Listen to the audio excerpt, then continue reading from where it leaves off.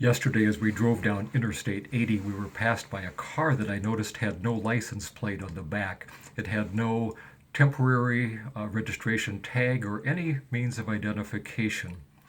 Just after that car passed us, we went by a highway patrol car on the right shoulder that was just finishing a traffic stop, and then it pulled out and passed us and continued down the left lane, following the car also in the left lane that had previously passed us. And I wondered if the patrolman might notice eventually that the car had no identification.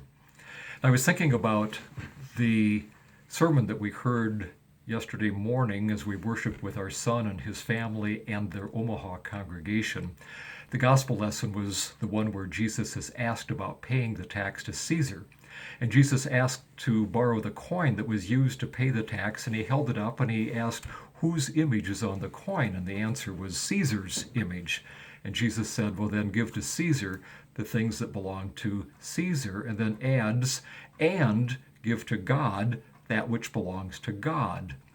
And the people who heard Jesus speak that day would have clearly connected with the Genesis passage where it says that God created human beings in God's own image. They were having confirmation in the church yesterday, and the pastor in the sermon talked to those confirmands about being made in the image of God, about being seen as God's people, about people being able to see God through us as we live our lives. Jesus said, "Let your light so shine before others that they may see your good works, that they might see what you do, your godly works, and give glory to your Father who is in heaven." We should not pass through life in such a way that people have no idea who we belong to. Let your light so shine.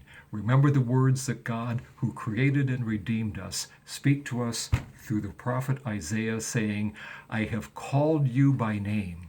You are mine." This is Light for Today. I'm Pastor Mark Erlaub.